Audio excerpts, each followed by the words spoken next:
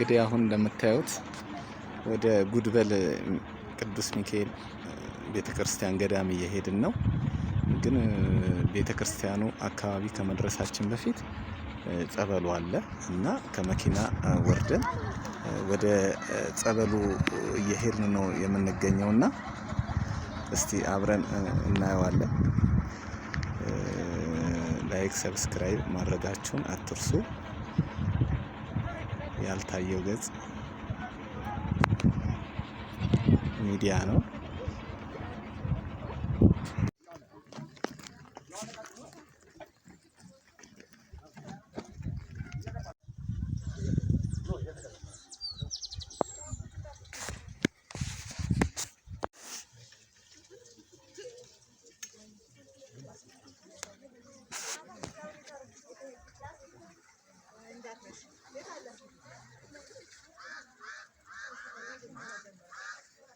እንደዚህ ከመኪና ከወረድን በኋላ ቤተክርስቲያኑ ከመድረሳችን በፊት ጸበሉ ወደዚህ አቅራቢያ ስለሆነ ጸበል ግቡ ተብለን ወረድን። ከወረድን በኋላ ወደ ጸበሉ እንደዚህ መጣን።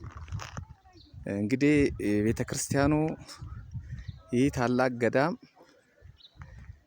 ጉድበል ቅዱስ ሚካኤል ይባላል። የጸበሉ ስፍራ ወይም ቅዱሱ የጸበሉ ቦታ ይህንን ይመስላል። እጅግ በጣም ፈዋሽ፣ እጅግ በጣም አዳኝ የሆነ ጸበል ነው። እንደዚህ ያማረ የተዋበ ቦታ ነው። እግዚአብሔር ቢፈቅድላችሁ እናንተም ቦታውን ብትረግጡት። ከተጠመቅን በኋላ አሁን ወደ ቤተክርስቲያኑ በእግር እየገባን ነው። መኪና አያስገባም። ይኸው እንደምታዩት መንገዱና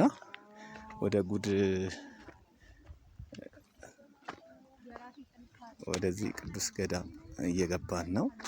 ታላቅ በጣም በአብርሃ ወአጽብሃ ዘመን የተተከለ ገዳም ነው። ትልቅ ታሪክ ያለው ገዳም ነው። ትልቅ እድሜ ያለው ገዳም ነው። እንግዲህ ይሄ የምታዩት ቦታ ወደ ቤተክርስቲያኑ የሚያስገባው መንገድ ይሄ ነው እና አካባቢው ነው። መልክዓ ምድሩ እጅግ በጣም የሚያምር ነው። እንደዚህ እንደምታዩት በጣም ያምራል። ገበሬው እያረሰ ነው። እንዴት እንደሚያምር አትጠይቁት። ይህን ይመስላል። በወይራ ዛፍ በተለያዩ ዛፎች የተከበበ ነው። ብዙ መንገድ ነው የሚቀረን። እንደዚህ ተጠመዛዘን ነው የምንሄደው። ከኋላ የሚከተሉ ብዙ እንደኛው ተጓዦች አሉ።